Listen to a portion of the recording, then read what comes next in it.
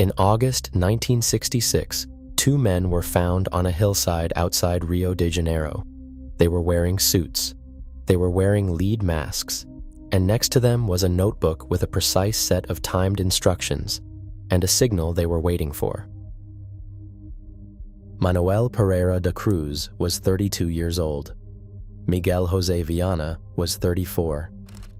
In the mid-1960s, they lived with their wives, Nelly and Elza, in the agricultural hub of Campos dos Goitacazes, a city in the state of Rio de Janeiro. Both men were quiet, financially stable, and deeply rooted in their community.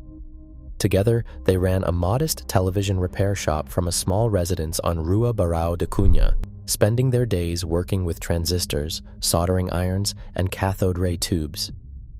They were active members of the Industrial Union of Electronics Technicians, certified through correspondence courses from as far away as Los Angeles. To their neighbors, they were simply skilled tradesmen, reliable hands in an era when television transmitters and repeaters were expanding across Brazil. Yet, behind the practical routines of circuit boards and wiring diagrams lay an unusual preoccupation. In the evenings, the repair shop became a space where technology intersected with the metaphysical. Manuel and Miguel were drawn to a popular movement of the era, scientific spiritualism. This hybrid philosophy sought to apply empirical, technical methods to contact unseen realms, spiritual entities, and extraterrestrial intelligences.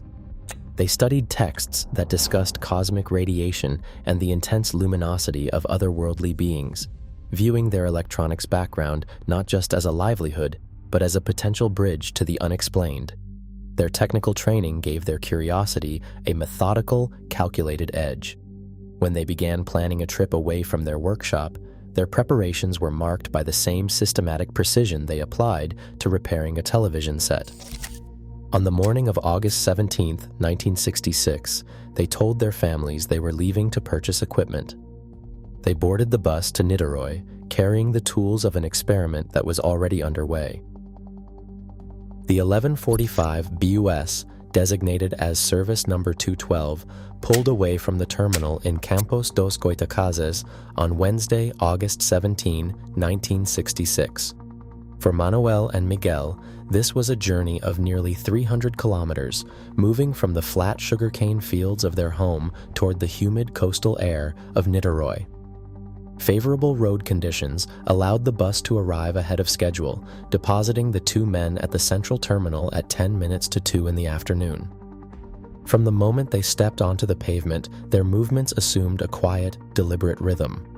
They did not wander or browse. Instead, they walked directly to a local clothing shop named Flusskop, where they purchased two matching blue waterproof raincoats. It was a practical, protective purchase, made despite the afternoon heat, costing them 2.5 cruzeiros each. Immediately afterward, they entered a nearby establishment, Bar Flusskop, and ordered a single 500-milliliter bottle of mineral water. They sat at a corner table for nearly an hour. The waitress, Sophia, would later provide investigators with a vivid portrait of their behavior. While Manuel remained relatively calm, Miguel was visibly anxious. Sophia noted that he seemed intensely preoccupied with the passage of time, repeatedly checking his wristwatch with a nervous, urgent focus. They spoke in hushed tones, unrolling a piece of paper on the table before folding it away again. At approximately 2:30, they left the bar. Heavy rain clouds were beginning to gather over Guanabara Bay, darkening the afternoon sky. The men began walking away from the busy transit hubs, heading toward the residential district of Santa Rosa and the steep, imposing silhouette of Morro do Vintém.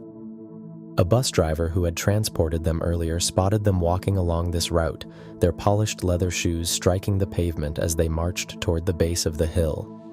They reached the foot of the overgrown slope around 10 minutes to 3. There, they paused briefly, sitting on a stone to gather their belongings before beginning the steep climb into the dense vegetation.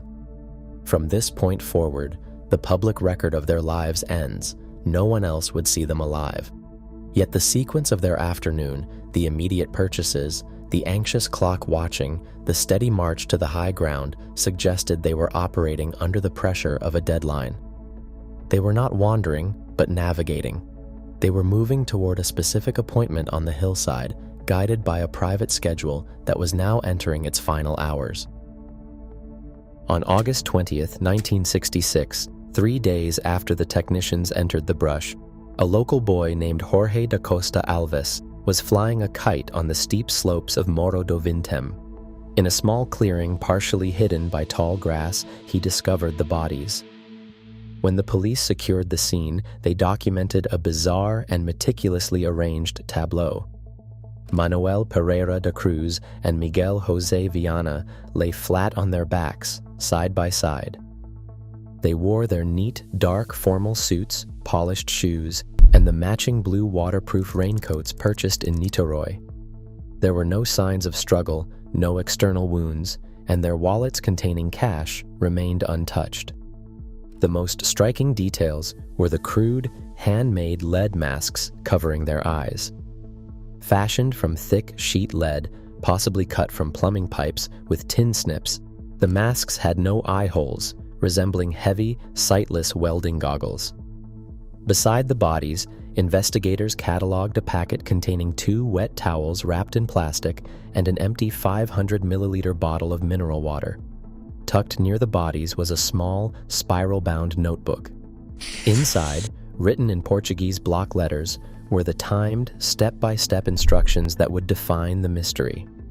Translated into English, the page read, 4:30 p.m., be at the determined location. 6:30 p.m., ingest capsules. After the effect, protect metals. Await signal, mask. The clinical precision of the schedule contrasted sharply with the chaotic environment of the overgrown hillside. Every action had been measured, yet the purpose of the protocol remained entirely opaque. When Dr. Astor Pereira de Melo conducted the autopsy at the Medical Legal Institute under docket number NR 305266, the advanced state of decomposition severely limited his findings. The internal organs were not preserved, making toxicological screening impossible. Ultimately, the official report concluded that no definitive cause of death could be established. The silence left on Morro do Vintém invites 3 distinct interpretations, none of which can be verified by the surviving evidence. The first views their trip as a deliberate, pseudo-scientific trial. Back in their home workshop, investigators noted literature on spiritualism alongside tools and raw materials suitable for technical experimentation. This suggests they may have been testing a theory that required physical protection from an expected energy source, treating the lead as a practical shield against intense, localized radiation. A second reading moves into the metaphysical, framing the ascent as an organized attempt to contact an intelligence existing outside ordinary human experience. To the men, the precise timeline was not a path to self-harm, but a necessary procedure to initiate a high-stakes encounter they fully expected to survive. Yet, the third possibility is that the event remains fundamentally unexplained. The items left on the grass do not prove a spiritual ritual, a technical test, or a third-party intervention. Without toxicological data, every theory is merely a guess draped over a quiet hillside. They followed the schedule, they put on the masks, and then they waited. This has been Shadow Files, Forgotten Evidence. Subscribe to follow our ongoing investigations into history's most baffling mysteries. They followed the schedule, they put on the masks, and then they waited. Morro do Vintém keeps its silence, leaving us to wonder what lies beyond our understanding. This has been Shadow Files, Forgotten Evidence. Subscribe for more unsolved mysteries.